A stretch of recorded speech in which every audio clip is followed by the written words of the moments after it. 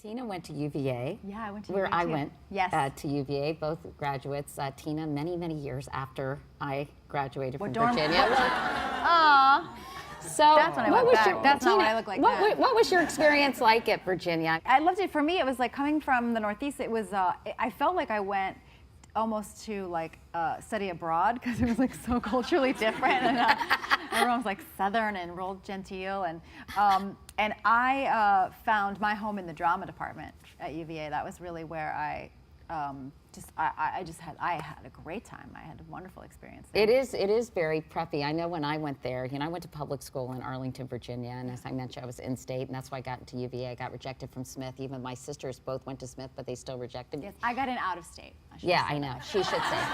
That is a little tougher, a lot tougher, actually. But when I got there, because I'd gone to public school, I had these weird, like, collars that were like half a foot long, very weird clothes. And I went to a sorority event where they were actually introducing us to the whole idea of sororities. And I went in there and I was like, oh my God, I am so different than most of these girls. They were super preppy. They had Lily Pulitzer out the wazoo. Yeah. And I was like, oh my God, I'm gonna have. So I went and got khaki pants, a crew neck sweater, button-down shirt, topsiders, and headband. And I'd walk around. And my brother was fourth year when I was first year. Yeah. And he said, what happened to you? Because I really tried to assimilate into the UVA culture. That's funny because my brother's 8 years older than me, and before I went the first year, he said to me before I left, he said, oh, by the way, if you join a sorority, I'll put your head through a wall. Okay, so he nipped it, he was ahead of it. Well, you wrote about it in Bossy Pants, and I thought this was funny. You said, at the University of Virginia in 1990, I was Mexican.